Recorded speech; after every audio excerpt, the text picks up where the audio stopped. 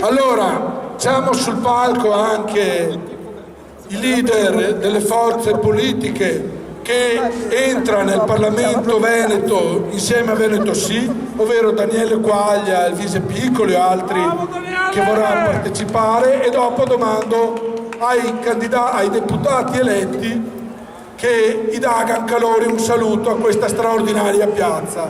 Vi ringrazio e viva la Repubblica Veneta e viva l'indipendenza del Veneto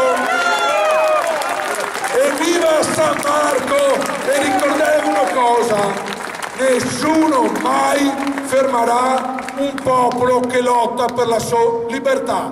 Grazie.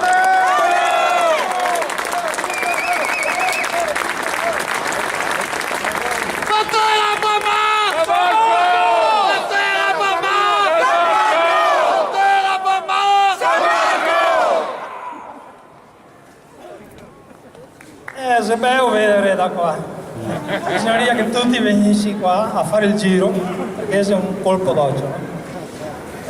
Mi sono Daniele Quaglia, da 20 anni in LIFE, da 5 anni nell'autogoverno del popolo veneto, un'esperienza che mi ha portato 3 avvisi di garanzia, un processo in corso, dovevo della poesia veneta, e uno già fatto a suo tempo. Probabilmente sarà questo che mi aspetta domani, perché non è che la storia finisce stasera, la storia comincia stasera.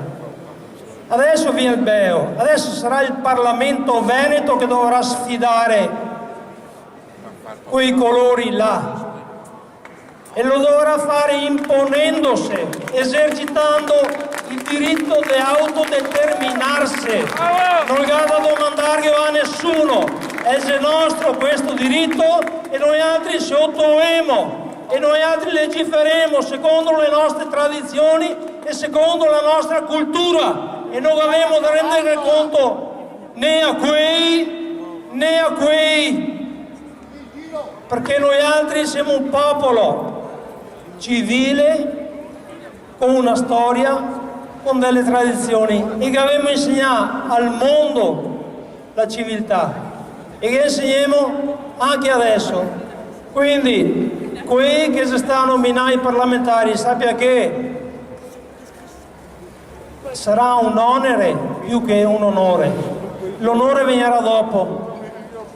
E avrà da aspettarsi di tutto da questa gente, perché loro reagisce con gli avvisi di garanzia e con i processi, anche se non c'è niente, ma ora si inventa di tutto. Se non c'è le armi non c'è nessun problema, io tiro fuori dappertutto e vi accusa, e vi accuserà, e mi accuseranno gli altri di agire con le armi, di attentare allo Stato italiano.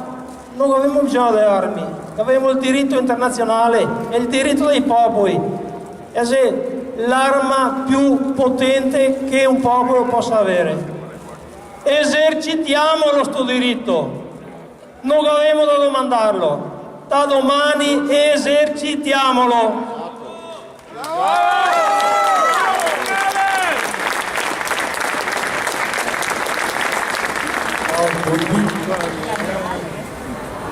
Volevo solo fare un saluto, che la nostra lista si è presentata, un ringraziamento a Plebiscito e a Gianluca Pusato, che hanno creato e messo a disposizione la loro struttura e il loro impegno, nonché risorse economiche, le quali hanno permesso al popolo veneto di esprimersi liberamente, online nel 2004 e in questa occasione per il Parlamento.